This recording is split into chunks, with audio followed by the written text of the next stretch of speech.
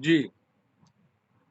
आगे भी उनके ऊपर, उनके लिए जो है, ऐसे जिहादियों के लिए कई कट्टरवाद संगठन जो है उनसे जुड़े हुए हैं, और कई षड्यंत्रकारी।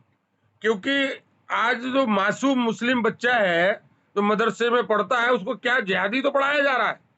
जब तक हमारे प्रशासन के लोग या हमारी सरकारें इस मदरसों को बंद नहीं करेगी, मदरसों की शिक्षा जो पद्धति है वो जहरीला पदार्थ है हिंदुस्तान के लिए, हम सब के लिए। उन्होंने उन्होंने काफिर समझा है हम लोगों को, हम काफिर थे उनके लिए, वो हमारा सर तन से गुजर।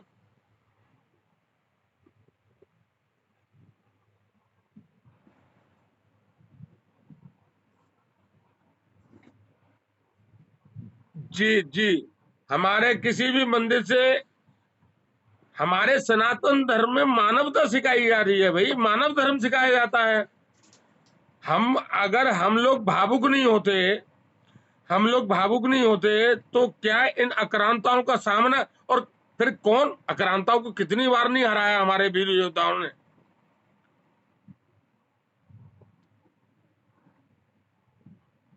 हमारी जब जब बेटा हार हुई है, तब तब अपनों के साथ हुई है, अपनों के कारण हुई है। हमारे हमारे साथ जिन जिन लोगों ने गद्दारियां की हैं, वो सबके साथ सबको सब सत्य पता है। इतिहास गवाह है कि हमारे अपने लोगों ने हमारे साथ पीठ में खंजर भोंका है, पीठ में। सामने से बाहर नहीं कर सकते ये लोग, इनकी औकात नहीं है कि सामने से बाहर कर लें।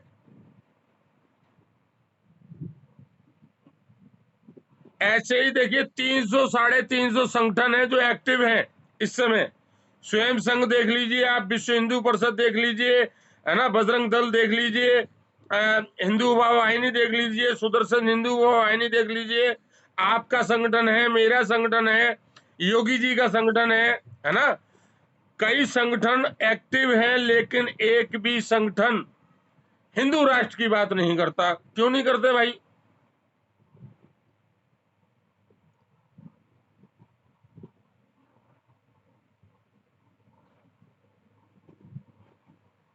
एक साथ एक मंच पर भगवा झंडा लेकर के आ जाइए।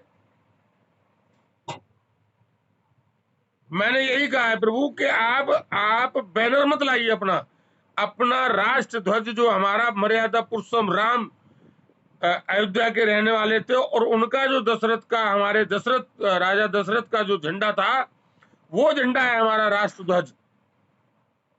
तिरंगा नहीं है हमारा राष्ट्र ध्वज, सनातन का झंडा वो झंडा है हमारा।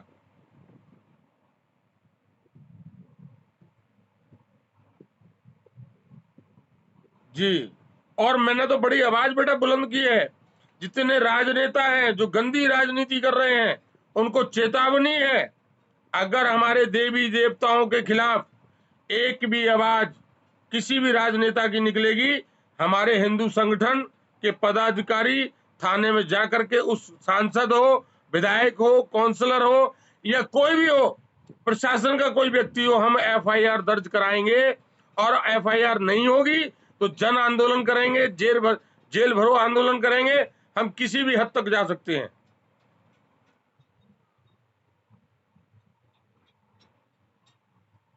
जी बहुत सुंदर।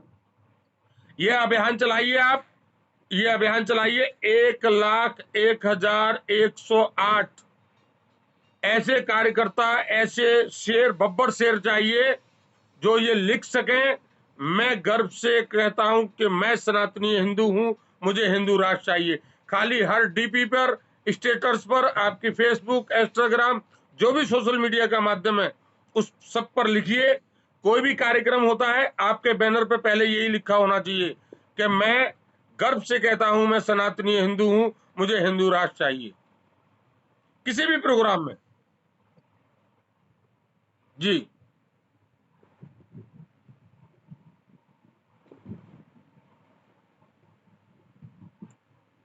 जी। 7 नवंबर को मैंने आमंत्रित किया है सभी, पूरे सभी देश के जितने भी एनजीओ सेवा कर रहे हैं वो, या सेवादार हैं वो, या राष्ट्रभक्त हैं, सनातनी हिंदू हैं, संत समाज को, तेरे के तेरे अखाड़ों के संत समाजों को मैंने आमंत्रित किया है, सादर आमंत्रित किया है। अब अहंकार त्यागना होगा, ईर्ष्या त्यागनी होगी, आलोचना का त्याग करना होगा, निंदा करनी नहीं होगी। हम इन सारी चीजों से वंचित हो जाएं। हमें सिर्फ एकजुट होकर के, झुक करके एक दूसरे के सामने, आप मेरे से छोटी उम्र में हो, लेकिन अगर आप सनातन का काम कर रहे हैं, आप अच्छा काम कर रहे हैं, तो मैं आपके लिए झुक जाऊंगा। क्या फर्क पड़ता है मुझ पे? नहीं, क्या फर्क पड़ता है मुझ पे? अगर मेरा शेर एक निकल पड़ा है, एक भगत सिंह बनने जा रहा है, तो मेरा समर्थन उसके साथ होना चाहिए, तन मन धन से।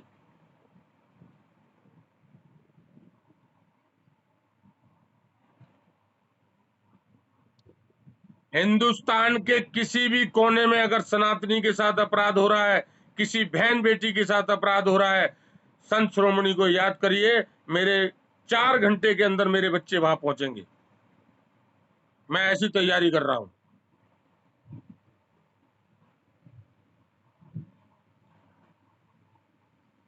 जी बिल्कुल, बिल्कुल, बिल्कुल।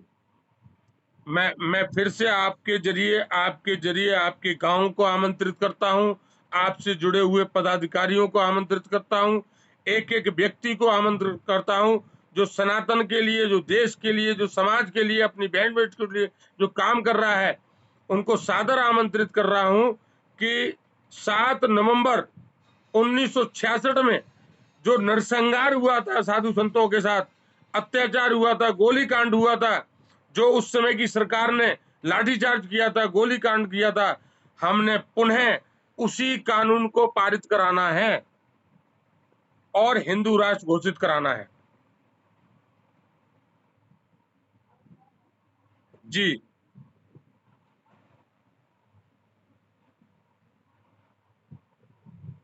मैंने कहा आप भी बोलिए, आप भी लिखिए, मोहन भागवत जी आदरणीय हमारे, उनको भी लिखिए, विश्व हिंदू परिषद के राष्ट्रीय अध्यक्ष हैं, उनको भी लिखिए, अखिल भारत सभी हिंदू संगठनों को, सभी संत समाज के महामंडलेश्वर, पीठाधीश्वर, धर्माचार्य, जगत गुरु आचार्य, सभी को सादर आमंत्रित करता हूं।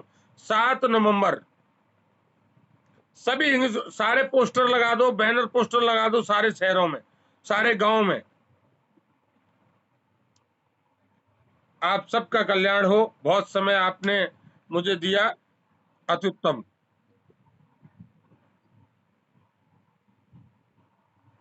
जी,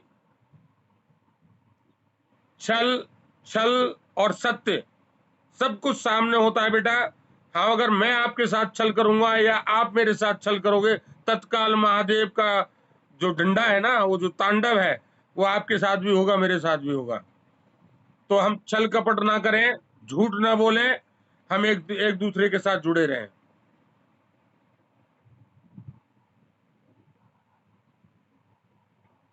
जी,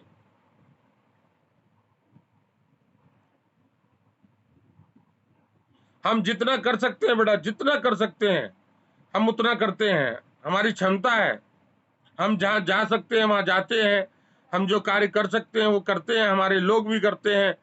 और आपको एक बहुत सुंदर सी बात बता रहा हूं कि मेरे संगठन के किसी भी पदाधिकारी ने आज तक किसी भी सनातनी से 1 रुपया नहीं मांगा है, 1 रुपया चंदे का। हम आपस में हम आपस में संगठन के जितने भी पदाधिकारी हैं, हम आपस में पैसा इकट्ठा करते हैं और वह पैसा हम सनातन धर्म में लगाते हैं।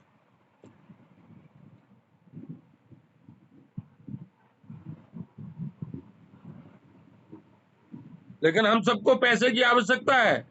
आपके जरिए एक आह्वान और चलना चाहिए बेटा, हम सबको पैसे की आवश्यकता है।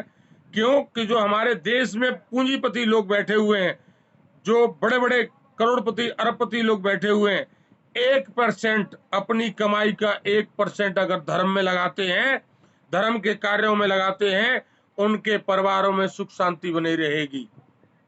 गौ माता के दान में लगाइए, कन्यादान लगाइए, कन्यादान करिए। आप इससे बड़ा उत्तम कार्य क्या हो सकता है, बताइए।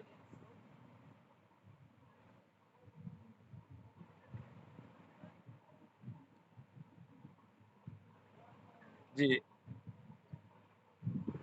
अजय जी को साधुवाद, आशीर्वाद।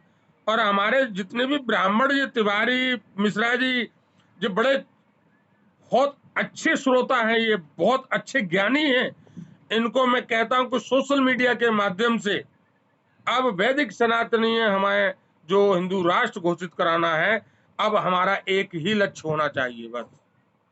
अहंकार को त्यागना होगा, ईर्ष्या को त्यागना होगा, निंदा, आलोचना, इन सब का बहिष्कार करना होगा।